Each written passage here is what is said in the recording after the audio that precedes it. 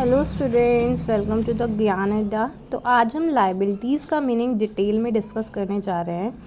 Liability का मतलब है कोई भी amount which is on to the outsider. That means हमने बाहर वालों से उधार ली है।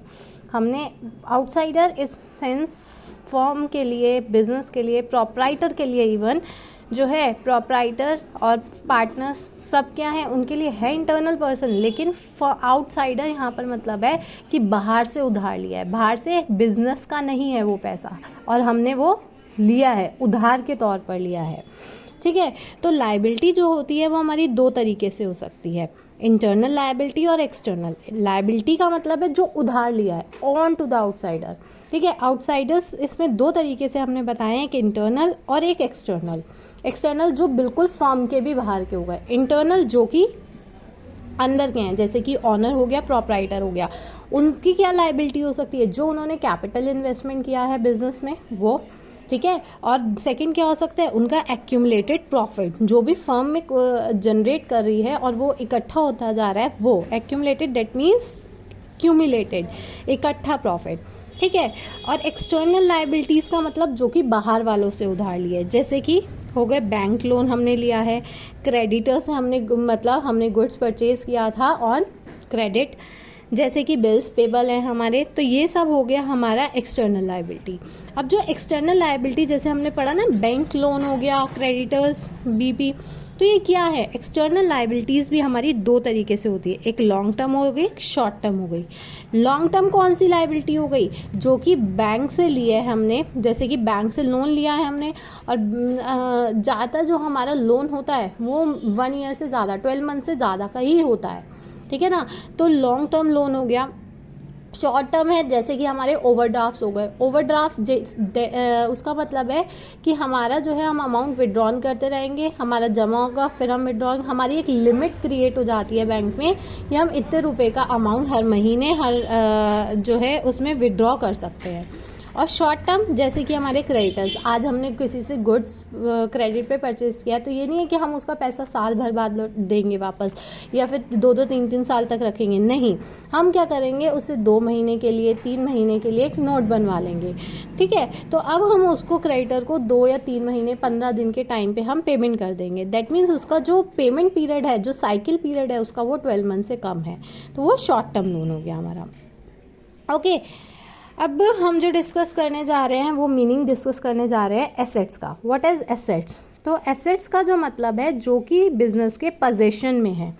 ठीक है, बिजनेस की है, और या फिर प्रॉपर्टी है बिजनेस की, जो कि हमें फ्यूचर बेनिफिट देगी।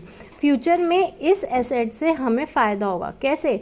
अगर हमने बिज़नेस में स्टॉक ख़रीदा है तो स्टॉक को हम सेल करेंगे, बाय वे ऑफ इनकम हमें फ़ायदा होगा। अगर हमारे पास डेटर्स हैं, डेटर्स को जिनको हमने उधार में गुड सेल किया था, वो हमारा पैसा दे देंगे, तो हमारी इनकम है।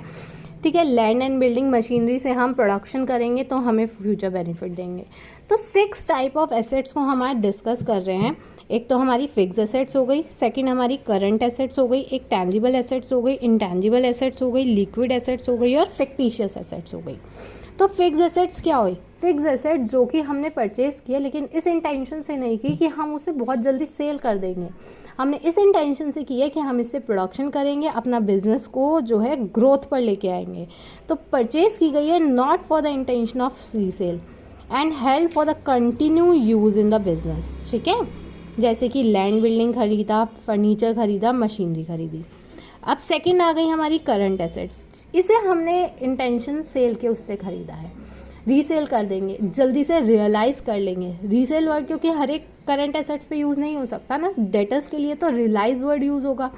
तो रीसेल या फिर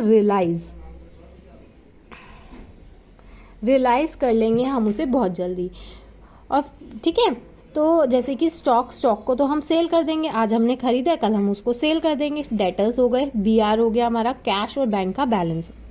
अब आ गई हमारी टेंजिबल एसेट्स। टेंजिबल एसेट्स में वो एसेट्स है, ये फिक्स एसेट्स टेंजिबल भी हो सकती है ना, और इंटेंजिबल भी हो सकती है, जैसे कि जो कि प्रेजेंट है हमारे सामने, अवेलेबल है हमारे सामने, जिसे हम टच कर सकते हैं, देख सकते हैं, फील कर सकते हैं, जैसे कि लैंड एंड बिल्डिंग को हम टच कर सकते हैं, फर्नीचर को हम टच कर सकते हैं, मशीनरी को हम टच कर सकते हैं, है ना।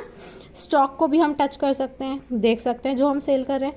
इंटेंजिबल एसेट जो है जिसे हम टच ही नहीं कर सकते हैं, ठीक है ना। इंटेंजिबल एसेट्स को नहीं हम टच कर सकते। वो कैसी होती है इंटेंजिबल एसेट, जैसे कि गुडविल हो गई। किसी फर्म ने अपना जो नाम कमाया है, उसने अच्छे प्रोडक्ट सेल करके आज उसकी ब्रांड वैल्यू बन गई है, हम उसको उसके ब्रांड के नाम से जानते हैं, तो वो होती है हमारी इंटेंजिबल, जो दिख नहीं रही है, बस क्रिएट हुई है। हम लोगों को कहते हैं गुची का ये खरीद लो, रिलायंस के ये प्रोडक्ट्स खरीद लो, क्यों? उनकी एक गुडविल है मार्केट में। या हम सीधा बोलेंगे कि ना अगर गुची की ये उसके ग्लासेस खरीद लो, गुची की बेल्ट खरीद लो, तो लोग बिना शक ये खरीद लेंगे, क्योंकि उसकी अपनी एक गुडविल है मार्केट में, ठीक है। लिक्विड यानी जल्दी से वो कन्वर्ट हो जाएगा कैश में, लिक्विड फॉर्म में है। जैसे ही हम मार्केट में लेके जाएंगे ना, हम उसको बेच सकते हैं। हम लिक्विड जैसे कि कैश और बैंक बैलेंस हो गया, ठीक है ना हमारा। जैसे कि हमारा स्टॉक लिक्विड, जो कि बहुत ईजिली कन्वर्ट हो जाएगा कैश में, हमारा स्टॉक से भी ज़्यादा easily convert cash and bank balance. और हमारे जो मार्केटेबल सिक्योरिटीज़ होती है, ये इन्वेस्टमेंट का मतलब यहाँ पर जो है वो है मार्केटेबल सिक्योरिटी, मार्केटेबल सिक्योरिटीज़, जो कि हम मार्केट में लेके जाएंगे तो हमारी बहुत जल्दी बिक जाएंगी। उसके बाद आता है फिक्टिशियस एसेट, जिसकी कोई अपनी वैल्यू नहीं है, ठीक है, ना ही फ्यूचर में कोई बेनिफिट हमें देगी ये एसेट।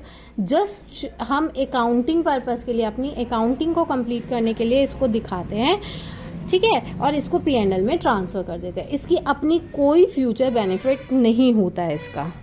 तो आप एक बार इसका पेपर का स्क्रीनशॉट ले सकते हैं, और please subscribe my channel for the more videos, and you can feel free to ask any question, any doubt relating to accounts class 11 and class 12th.